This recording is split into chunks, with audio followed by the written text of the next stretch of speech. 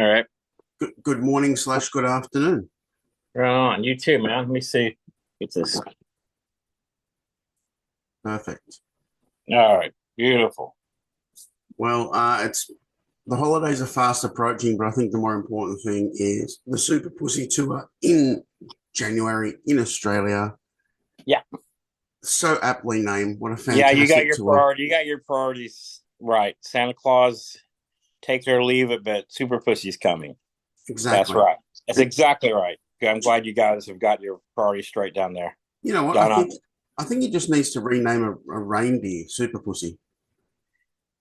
Yeah, man. Well, yeah. Good. I mean, that's really, really good. Maybe they'll have that. Maybe next year, next Christmas special. That's Australian Christmas special, Super Pussy Reindeer Festival, live from Sydney or where you from right now? I'm in You in Brisbane. live from Brisbane. There we go. Perfect. Sounds great.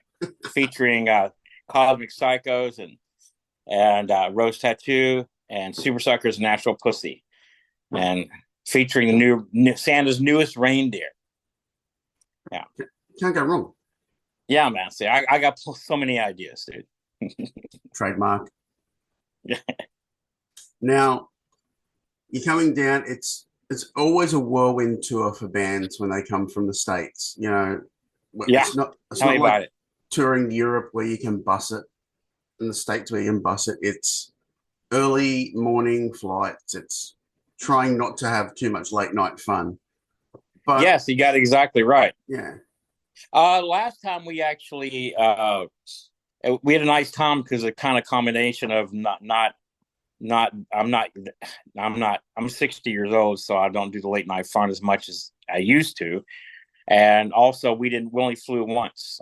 We actually drove a lot of places. So which I do like if they know what they're doing there. One time I insisted on driving. It might have been I don't know where it was. It was it ended up being a 10-hour drive, and we were in a small car, and it took forever, and there was nothing to see, nothing. I mean, and I'm from a small town in Kentucky originally too, and Ryder lived out in the plains in Saskatchewan, and I thought I knew nothing until I was there in Australia, yeah, and I would just see nothing but occasional dead kangaroo, which is weird because they are like the size of a large child or something. And it's like, yeah. oh my God. It's like, if you're not used to that, it's really weird. But I think we stopped. There was one place we stopped at. I think it's famous too. It's got the big kangaroo. It's like a truck stop. It's Yep. the only place there is. Yeah. One time we flew in, and we flew in just to do. I think it was like I don't think it was Big Day Out. It was some. It was kind of. It was like I'll forget what festival it was. It was great. It was great. But anyway, we flew in, and we needed some batteries for our pedals, and and they were pulling over us a little bitty shack. I go, no, man, let's stop at a big Australian truck stop. I want to see what they're like. They go, this is it. This little store here. If they have batteries, is the only thing between us and the festival. And you're talking like hours and hours on the road too. So yeah, you Yeah, know. we don't make it easy. No, it's not easy, and we have a lot of fun because everyone speaks our language or close enough, and we can meet people and talk, and we that's really easy to get into some late night fun. And then if we got to wake up, I hate flying as it is, and then we always have extra. You try to sneak our guitars on and everything, so we're arguing, and we got the cheapest tickets possible, so we're all arguing with the flight attendants or the person checking us in, and but so yeah, that's a. Hold on one second, I got coffee burning. Cool.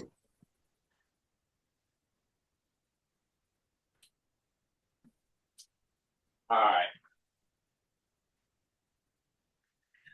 sorry about that. I had All some good. coffee on the stove, it was burning, and it's going to be fine. Yeah, you Yeah. you don't want to ruin So a good yeah, coffee too. no, but also too, it's kind of expensive. Um, it can be Yeah, very expensive to eat and stuff in Australia, yeah, comparatively to our dollar doesn't go far. So a day off sometimes is a day off just spend cost a bunch of money. So yeah, you're right.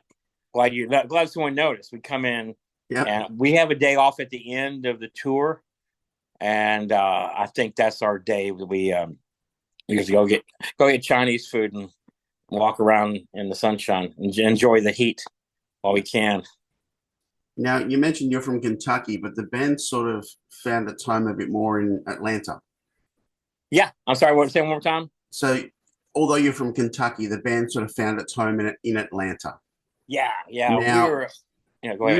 you would have come up in a really great scene in the mid '90s. So, can you tell me more about the Atlanta music scene and how that shaped the band? We moved here. I think we moved here in like late '90s after we had already, and we lived in the outskirts of Atlanta first. But we lived in Athens when we started, and then we all lived together. Started in Nashville. We started in Nashville, but when the band all moved together, though, we lived in Athens, Georgia, and we hated it. So, and every time we drove to Athens, we had to go through Atlanta and take a left. Yep. And it's always, I never lived in a big city before, man. It's like there's a big shiny city, and then we go away to this redneck, snotty college, weird town, little bitty place, man, Athens, which was supposed to be cool, and it wasn't. And so me and Ruyter moved to Atlanta with and a drummer too. They lived different places, and then we just kind of by the time we moved inside the perimeter of Atlanta, we had already had a record contract and everything else. So we were kind of celebrities here. We kind of fit in here, and man, there was a lot of our friends were in bands here, and some of them were good. But probably the best one's a band called the 45s. Mm-hmm. And we have friends in Blackberry Smoke and really good friends in Mastodon, of course. Yep. But I didn't really miss the scene here. But there was a good scene. I remember the scene in the 80s here because I was kind of envious because that was like the Georgia Satellites kind of Southern rock and roll stuff. It's Georgia's Black Crowes. I mean, that was more my, I'm old. That's kind of more my scene. Yep.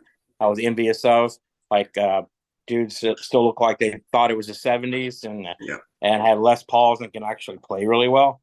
Not, and just kind of strutted around and act like they're a hot shot. That was kind of more my scene. They did have the punk. They had a very, very, very early punk scene here. And I missed out on most of that. But now we have Outkast. Yeah. We had Outkast here too. Plus, it's hip hop. It's hip hop Hollywood now, basically. So it's a little less rock and roll. All right. So how does it? Good morning. Good morning. We will see you in like 4 weeks. Yeah. Now, I don't know who did the band socials, but there was a great post about being beaten out by Metallica for a Grammy. Probably the funniest thing I've ever seen. It was. That was. I think that was actually our Australian guys who did that. It was a Facebook post that said, "What do we have in common with Tim Ripper Owens?" I wrote that. Oh, you wrote that. Yeah, okay. Ruyter wrote that. Ruyter did that. Amazing. And we're both fucking losers. Yeah. Well, high-end losers. Yeah. There we go. You're in good company. Ripper's amazing. But given the way Metallica has jumped the shark, I'm pretty sure it's safe to say you won the Grammy in the hearts of people. That's good. Yeah, maybe we can take it from them. Yeah, take it from the year they got their haircuts. It was they won every year, and the reason they give the people who vote a lot of times it's just a cross section of people who don't really know metal or whatever. It's a small little category, so it's like, oh, Metallica, I've heard of them. Yeah, basically, it's not like no one went and listened, especially when it's before you could stream stuff. No one that was voting went out and bought all 5 CDs and sat around and judged and goes, I don't know. I'm going to hear them all again. No, man. But Tom Zutaut, who signed us, he's the guy who signed Motley Crue and Guns N' Roses. He was with we got him to the Grammys. We didn't get him any gold records, but we got him to the Grammys, and that was his goal. He never got to the Grammys with Motley Crue or Guns N' Roses or any of these other bands. And so we got him, and he kind of hyped me up and convinced me that we're going to win, because he's like, well, it's up. He's like, get up against Judas Priest, but it's a different singer, and it's Rage Against the Machine, but it's a soundtrack song, and people are like, if Rage Against the Machine, it's a soundtrack song because it's a soundtrack for Godzilla. Yep. And then he said Rammstein. He's like, because they're foreign, and I was like, okay, makes sense, And then I was like, what about Metallica? And he was like, well, I think people are tired of their winning. It's like, yeah, showbiz hates winners. Right? No, man, that was when I knew that was it. But I felt he told me to prepare a speech just in case, and I was sitting next to Ruyter. And she's like, what are you doing? I was like, I'm just getting ready just in case. It's not winning this, man. I go, you don't know that. Yeah, I do. Yep. Now, speaking of soundtracks, you're featured in Peacemaker. Now, how has that opened up a few new doors for Nashville Pussy? It got us to be able to live off the royalties for a few months. That's basically what it came to. But we also got to brag. And it was the number one show in the world for a minute, and I personally only know a handful of people saw it. No, there's been a bunch of people come out just because. There's been people come out because of that. I didn't know that. Most I couldn't get my friends to watch the thing, so I think Eddie Spaghetti was the one person. Eddie Spaghetti is the one person that came up and said he was jealous because it was so good. There's so many options now that people you're saying, hey, we're in it. I don't know. I got a backlist of things I got to watch, But I thought it was really good. I'm just glad we've had some songs and we've had some songs and a couple of turkeys, man, that were just painful to even watch to see to where we could even hear our song. Like we couldn't even make it that far into it. There's one, it's probably one of the worst movies. A writer liked it better than me. That's what's called old fashioned, a good old sex orgy, or good old fashioned sex orgy, which sounds really cool. And it was horrible. I know it was Come On, same song. And they were having a white trash party with they're racing on riding lawnmowers and acting all redneck, and they play us. And this all sounds way cooler than it was. And they had that to work with, and it just was horrible. Horrible. That, and I can't really think of we had a song in Friday Night Lights, that TV show, and we tried to watch the episode the other day, and I think we made it all the way through. You're fast forwarding it because it's so bad, and you're just trying to hear your song. So having a song is something good is like, wow. And we watched the whole series. We didn't just stop after our song. Our song was in there really soon, off the bat, first thing in there. That's great. That's cool. Now, you've got a company in France that's doing a beer. Now, a lot of bands are doing coffees and alcohol at the moment. How important is it for the band to be involved in that kind of process? Well, we've had our wine for years. We're most popular. We're more popular in France than anywhere by far. And we've had the Nashville Pussy wine for 20 years now, I think. And it's really high quality. And unfortunately, we're Americans who don't know anything about wine, nor do we really drink wine. And so we just had to take their word for it. It's great. I mean, it's very impressive. I mean, it's like if you're trying to impress somebody, man, that's like you have to bring out, because we even have we had our own personal wine. There's a Blaine bottle and a Ruyter bottle, and then they always said natural. It's nice. And then finally they said, well, let's make a beer. And so, because I'm way more of a beer drinker, or have been, and they try to make a Guinness. So they were trying to make a Guinness type one, because a dark beer, because I drink, that's what I would prefer, and they aged it in a whiskey barrel. And I wish we had a whole bunch, but it's incredible. Get one. If you can find one, get one, man. They're amazing. They really are. You have to go to France. I'll knock you on your ass, man. I would. If you're already drunk on other stuff, I wouldn't drink one of those fast trying to stay drunk, man, because I did that one night. 8.5%. It's 8.5%. Oh, perfect. There you go. There we go, everyone. Hayden Whiskey Beer. It's a great name. Together at last. Yeah, Hayden Whiskey. Yeah. So bands get approached to sell products, put their name on products all the time. Has there been a product where someone's come to you and we want to put your name on this, and you've just gone, God, no? man. No, we get our because of our name and everyone's so uptight in America. We don't get a lot of we've got apps that do some commercial stuff here and there, and not really though. When I think about it, like maybe there's so few over the years, and now I mean at this point I'd put I don't know what I'd put it on something that was cool or so uncool that was cool or something, like spam or something like that. So Nashville Pussy potted meat or the hot dogs. There we go. There we go. Nashville Pussy hot Oh, dogs. we had a fish taco. We have a fish taco named after us in Chicago. Perfect. What's the place called? Pumas. Kuma's. Yeah, it's just There we go. But yeah, you would think there'd be more. I think there'd be more. The obvious choice is sex toys. Man, that Oh would. my God, that's brilliant. That's brilliant. Yeah, the Nashville Pussy. Yeah, I think.